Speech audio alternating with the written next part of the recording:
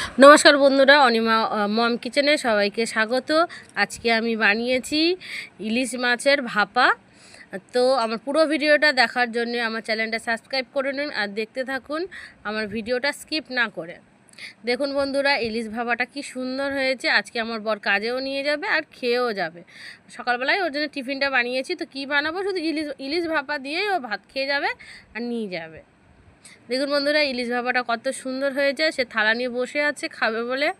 লেটও হয়ে গেছে, কিন্তু ইলিশ ভাপাটা খুব ভালোবাসে খেতে, তাই জন্যে আমার খুশি মা চলে এসেছে খাওয়ার জন্যে। এদিকে সোনামাও বসে আছে, ইলিশ মাছ খেতেও খুব ভালোবাসে।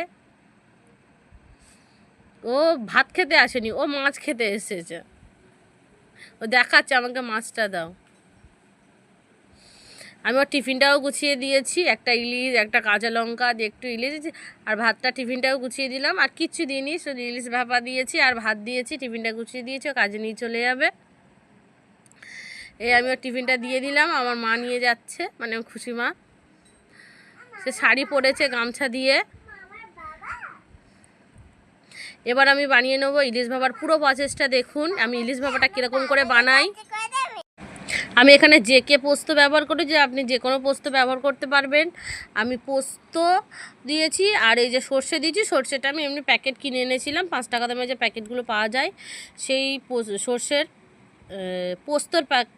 প্যাকেট সর্ষে আর পোস্ত। এবার আমি চারটে ইলিশ নিয়ে নিয়েছি, পাঁচটা ইলিশ নিয়ে নিয়েছি আমি। এখানে ইলিশ এরকম ছোটো টুকরো নিয়েছি। এবার আমি এই যে সর্ষে আর পোস্তটা কাঁচা লঙ্কা দিয়ে আর একটু নুন দিয়ে আমি পেস্ট করে নেব মিক্সারে।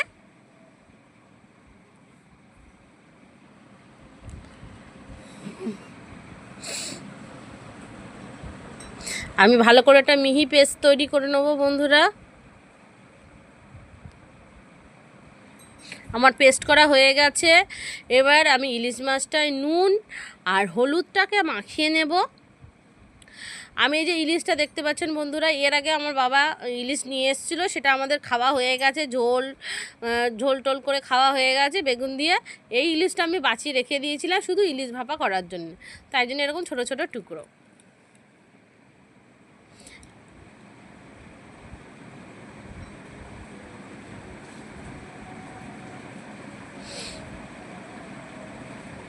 আমি এবার এই ভাপার মধ্যে যে আমি টিফিন বাটির মধ্যে সর্ষে আর পোস্তটা নিয়ে নিয়েছি, তার মধ্যে একটু নুন দিয়ে নিয়েছি।